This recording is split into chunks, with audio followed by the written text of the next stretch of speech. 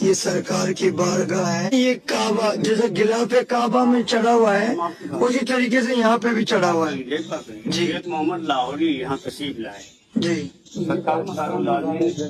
یہاں حاضری لگائے. آپ حج کے لیے جب روانہ ہو رہے تھے تو یہاں بھی آ گئے.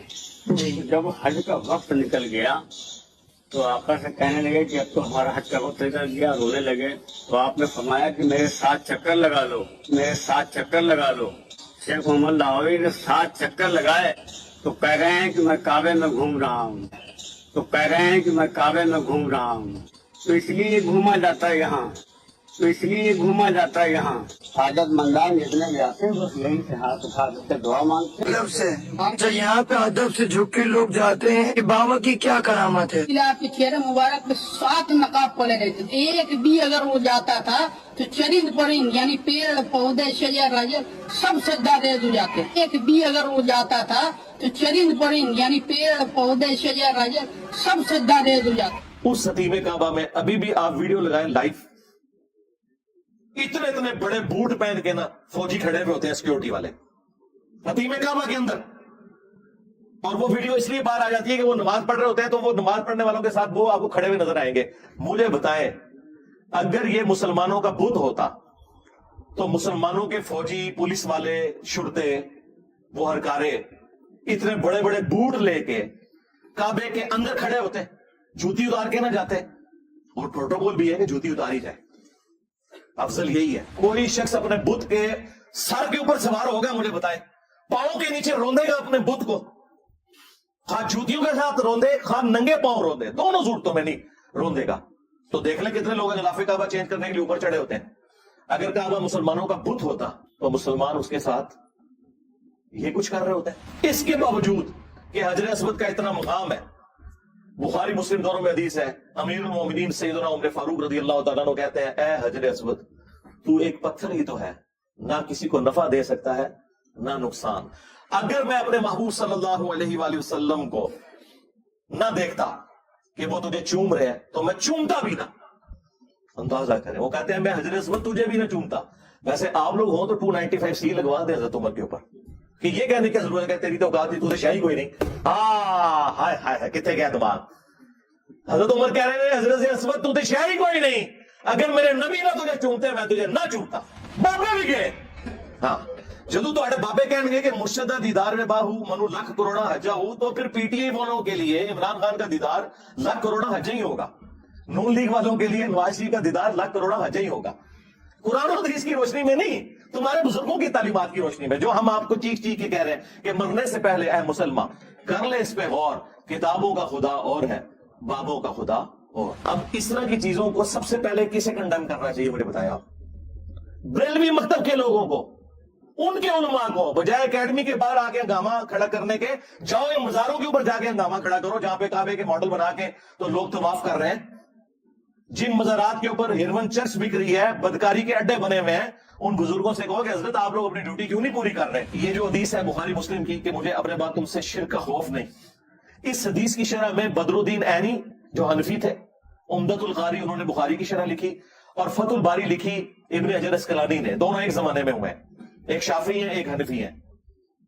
دونوں نے لکھا ہے کہ اس سے مراد پوری امت نہیں ہے, امت کے کئی گروہ مشرک ہوئے ہیں, اس سے مراد ایک گروہ قیامت تک حق پہ قائم رہے گا. یہ سب کو پتا ہے, انہوں نے جان بوجھ کے ڈھکوسلا مچایا, 2 نمبری کی ہے. آج شام کے اندر ہزاروں لوگ علی اللہ کہتے ہیں, نعوذ باللہ, جن کو شیعہ نے خود کافر قرار دیا نصیریہ کو. تو وہ شیطان کے ماننے والے تو نہیں ہیں, اللہ رسول آخرت کے ماننے والے ہیں. مسلمانوں کا ایک فرقہ ہے نصیریہ, وہ پھر شرک کیوں کر رہا ہے اگر شرک ختم ہو گیا؟ کیا تم رسول اللہ پہ جھوٹ باندھنا چاہ رہے ہو کہ نبی الاسلام کی خبر غلط نکلی ہے؟ اگر شرک ختم ہو چکا ہے پھر کسی کو علی اللہ نہیں کہنا چاہیے دنیا میں. ہمارا کوئی اسٹوڈنٹ رفع الدین شروع کر دے, یہ کہتے ہیں جی انقریب قادیانی ہو جائے گا. نو قادیانی تے حنفی جے, قادیانی تے رفع الدین نہیں کر دے. ہاں حنفی بریلوی, حنفی دیوبندی, حنفی قادیانی, اور ابھی جو ان کا خلیفہ ہے اس کی ویڈیو ریکارڈ ہے کہ ہم امام حنیفہ کے ماننے والے ہیں، ان کے مقلد ہیں. جاؤ قادیانیوں کی عبادت گاہ میں، اگر وہ رفع الیدین سے نماز پڑھ رہے ہو نا ہمارے بھائی، اور اگر بغیر رفع الیدین کے تمہاری طرح نیچے یوں کر کے ہاتھ باندھ کے نماز پڑھ رہے ہو، پھر تھوڑے برا بس ہوا نکل گئی. ہاں جی صاحب کی زبان بڑی سخت ہے، اور ریئلٹی سختی ہوتی ہے. الحق مر، عربی کا محاورہ ہے، سچ کڑوا ہی ہوتا ہے. سچ اگر میٹھا ہوتا نا تو 40 سال جس شخص کو صادق اور امین کہتے تھے نا تمہارے بزرگان دین، انہوں نے راتوں رات ان کو مدینہ شریف ہجرت میں مجبور کر دیا تمہارے بزرگان دین نے. بخاری مسلم دونوں میں حدیث ہے، قیامت اس وقت تک قائم نہیں ہوگی جب تک کہ قرب قیامت سے پہلے دوبارہ سے بتوں کی عبادت نہ شروع ہو جائے. اور یہ جو 72 فرقوں والی حدیث ابو داؤد میں اس میں بھی موجود ہے، قیامت اس وقت تک قائم نہیں ہوگی جب تک کہ میری امت کے کچھ قبائل مشرکین سے نہ جا کے ملے، اور ان میں ایسی بدعتیں راسخ ہو جائیں گی جیسے باولا کتا کسی کو کاٹ دیں، ایک ایک ریشے تک پہنچ جائے. جب ادیب قریشی صاحب کا طالب الرحمان شاہ کے ساتھ مناظرہ ہوا، جو توصیف راشدی صاحب کے بڑے بھائی ہیں، اس میں انہوں نے کہا کہ جو اہل حدیث کا لفظ آتا ہے نا اور اہل سنت کا محدثین کی کتابوں میں، اس سے مراد تم لوگ نہیں ہو، تم وہابی ہو. او اہل حدیث تھے 80 ہیں. ہائے اگر وہ اہل حدیث 80 آتے 80 بریلوی دی مسجد اہل حدیث کیوں نہیں لکھ دے؟ اور اہل حدیث کے اندر او اہل سنت 80 ہاں تو وہابی اپنی مسجد اہل حدیث کیوں لکھ دیں گے، اہل سنت کیوں نہیں لکھ دے؟ نہ تسی ہو نہ اسی نے، یہ سب جیسا فراڈ پہ چلتا ہے. کہتے ہیں جی جینیر صاحب نے فرضی جملہ بولا ہے کہ کوئی بابا بڑا پیشاب بھی نہیں روک سکتا. سرکار جب تم کہو گے کہ عبداللہ شاہ غازی نے سمندر روکا ہوا ہے تو اللہ تعالیٰ اپنے کسی بندے کو ابو بکر کا غلام تو بنائے گا نا. جس طرح ابو بکر کے دماغ میں وہ فرضی جملہ آیا کہ جو محمد کی عبادت کرتا تھا جان لے محمد مر چکے، حالانکہ صحابہ کرام محمد صلی اللہ علیہ وآلہ وسلم کی عبادت نہیں کرتے تھے، تو میرے دماغ میں یہ جملہ نہ آئے. جب بیماری آتی ہے تو جملے بھی آتے ہیں، اور وہاں تو بیماری بھی آئی بھی نہیں تھی، کیونکہ حضرت ابوبکر کو پتا تھا کہ نبی علیہ السلام نے خود ہی فرمایا نا میری شان کو اس طرح بلند نہ کرنا جس طرح کرسچنز نے عیسیٰ ابن مریم کو بڑھا دیا تھا. رسول اللہ نے بھی دوسرا عیسیٰ ابن مریم بن جانا تھا اگر حضرت ابوبکر اس وقت یہ خطبہ سخت والا نہ دیتے.